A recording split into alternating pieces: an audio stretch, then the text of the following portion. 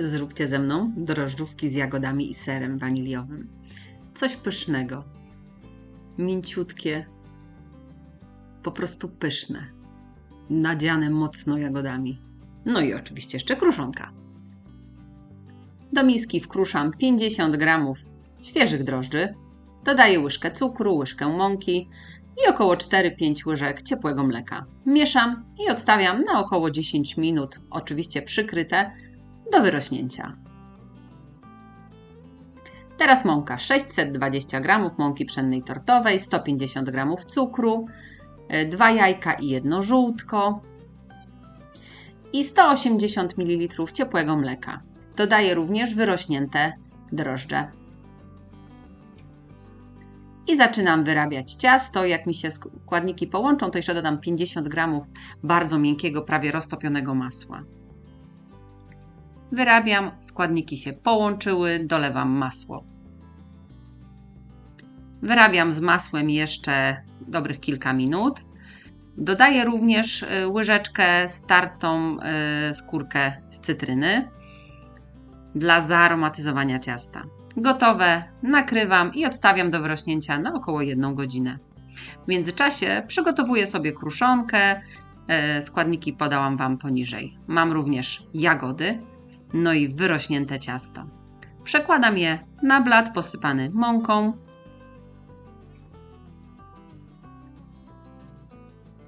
Dzielę na około 12 części, w miarę równych. Nie muszą być idealne, ale w miarę równe. Zawijam każdą część w kulkę, żeby później łatwiej nadać im kształt.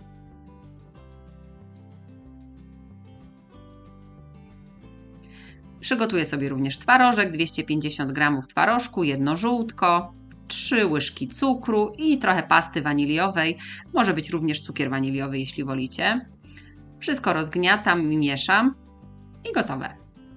Teraz moje bułeczki przekładam na blaszkę od piekarnika wyłożoną papierem do pieczenia. Odrobinę spłaszczam. Pamiętajcie, żeby miały lekkie odstępy między sobą. One i tak się troszkę złączą, ale nie tak mocno. Teraz jakimś pojemniczkiem, miseczką lub szklanką, mam ją zanurzoną w mące, żeby się nie przyklejały. Dociskam ją prawie do spodu, żeby zrobić takie wgłębienie. Teraz w każde głębienie nakładam po łyżce sera. Rozdzielam go tak, żeby starczyło mi na każdą bułeczkę.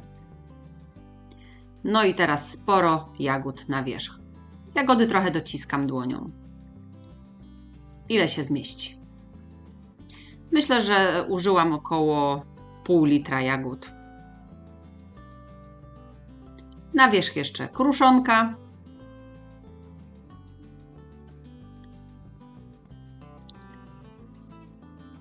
I jeszcze brzegi te ciasta, które wystają, posmaruję sobie odrobinę mlekiem. Możecie również użyć białka, którego nie użyliśmy do ciasta.